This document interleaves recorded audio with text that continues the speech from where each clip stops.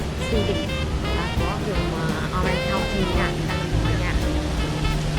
Ở đây mình rất là những cái shopping đó mình có thể đi ở ngoài trời, có thể đi từ building này đến building kia mà đi ở ngoài, chứ không phải đi giống như trong những cái mall của thằng đó. Cũng rất là good cho đi thả bộ, rất là nhiều đi thả bộ rồi ngồi uống cà phê rồi ngồi nghỉ ngơi, ăn uống, ai muốn shop thì shop, ai không muốn shop thì có thể ngồi đó, thấy không? Thì nó cũng giống như Urban Bedroom. Bữa ở đây là nhưng mà cái này là có lâu rồi, Urban Bedroom là mới sau này thôi. Mà tại nó hơi xa nhà một chút. Đi ở đây thì đó, cái gọi là Fashion Island, thấy không? Fashion Island.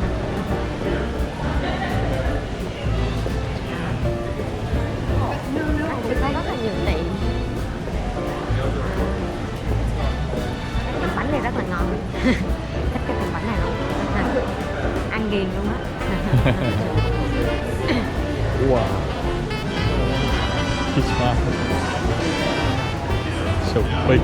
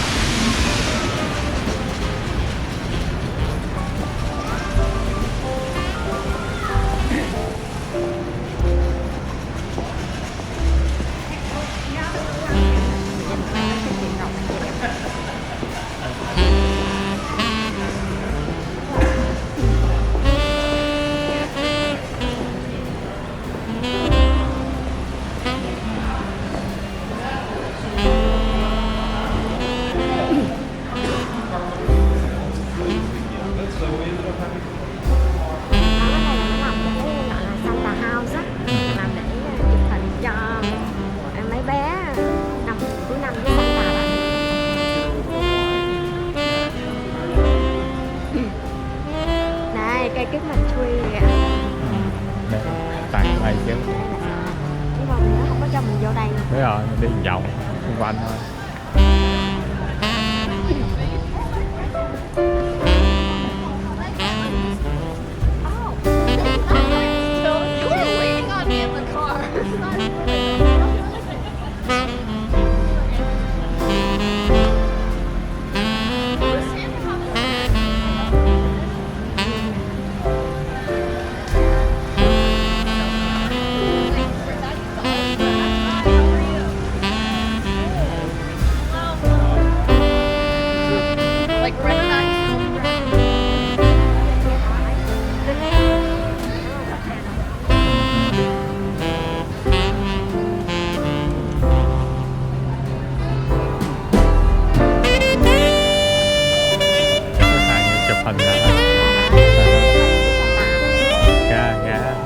Christmas.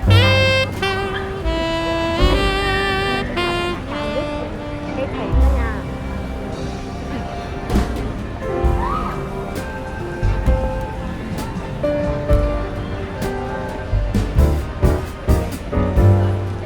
Mỗi năm á, ai cũng đổ xô đến cái cây Christmas này sẽ chụp hình gia đình. Lúc mà nó làm lễ giật lên nó lớn lắm, nó làm lễ giật cái cây này.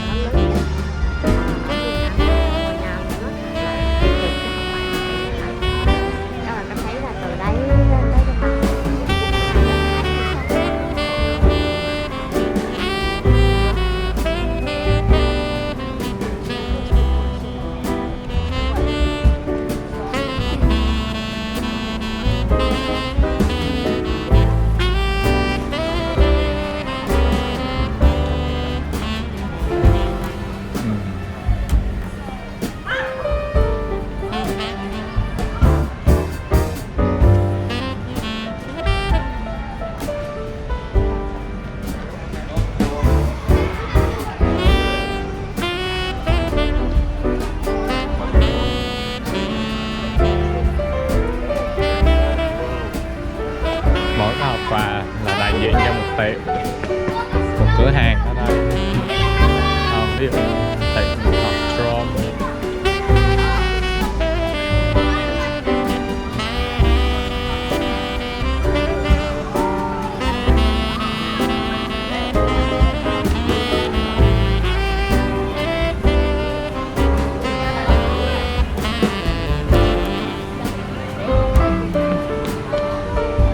Các bạn đâu cặp tranh.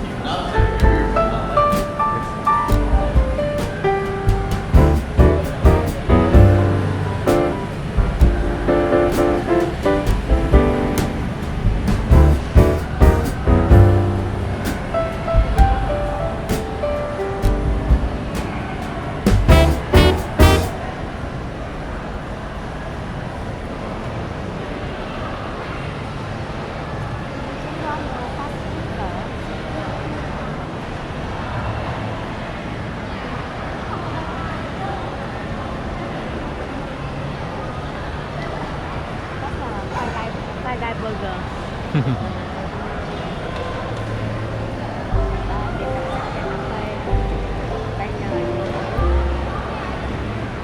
này giống như cái food court á, cái chỗ mà ngồi ăn tự chúng ta ăn mà fast food thôi.